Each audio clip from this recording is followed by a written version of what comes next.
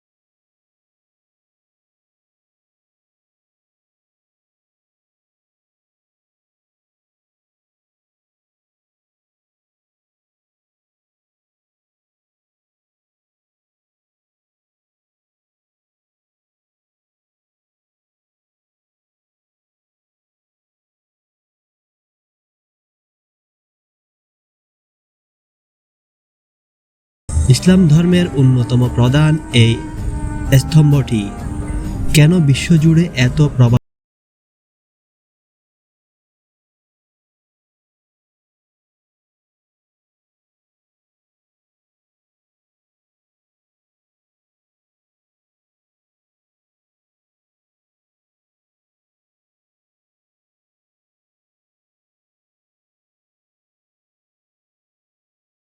ইতিহাসের শিকড় পতিত হয়েছিল আজ থেকে প্রায় 4000 বছর গভীরে। এটি কোনো আধুনিক যুগের প্রথা নয়, বরং এর সূচনা হয়েছিল ইসলামের অন্যতম প্রধান নবী হযরত ইব্রাহিম আলাইহিসসালাম এর হাত ধরে।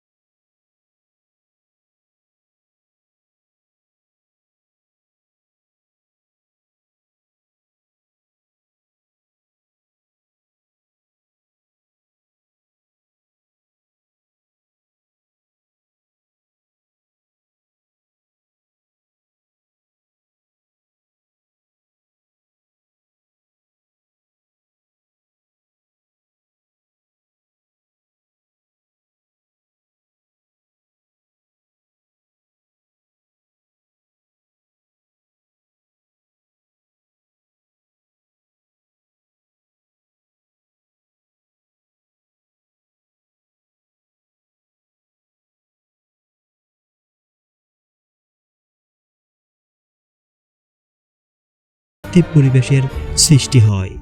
প্রতিটি মানুষ তার ভেতরের অহংকার, ক্রোধ এবং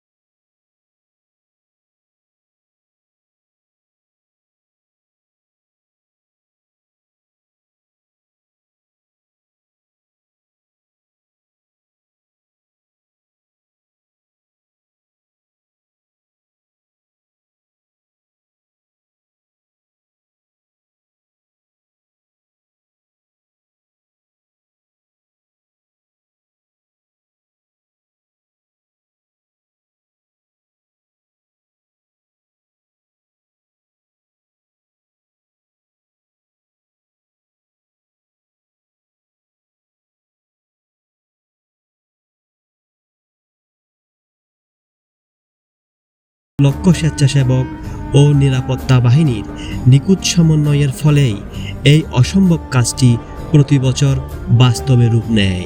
তবে হজের সবচেয়ে বড় সৌন্দর্য এবং রহস্য প্রযুক্তিতে নয়, লুকিয়ে আছে এর মানবিক আবেদনে। এই কোটি মানুষের ভিড়ের মধ্যে আপনি কোনো রাজা খুঁজে পাবেন না কোনো কোটিপতি, ব্যবসায়ী বা অতি সাধারণ দিনমজুরের আলাদা কোনো পরিচয়। রাষ্ট্রপ্রধান থেকে শুরু করে ভিক্ষুক সবাই একই পোশাকে, একই কাতারে, কাঁধে কাঁধ মিলিয়ে দাঁড়িয়ে যান। এখানে চামড়ার রং সাদা নাকি কালো, ভাষা আরবি নাকি বাংলা, তা কোনো অর্থ বহন করে না। কোনো বৈষম্য নেই, কোনো অভিজাত্যের দম্ভ নেই, সবাই যেন এক সুতোয় গাঁথা। মানুষের তৈরি করা পৃথিবীর সমস্ত দেয়াল এখানে এসে ভেঙে চুরমার হয়ে যায়। হজের এই প্রাঙ্গণ আমাদের মনে করিয়ে দেয়, দিন শেষে আমরা সবাই সমান, সবাই কেবলই মানুষ। সাম্য ও মানবতার এর চেয়ে বিশুদ্ধ এবং জীবন্ত রূপ পৃথিবীর আর কোথাও কি দেখা সম্ভব?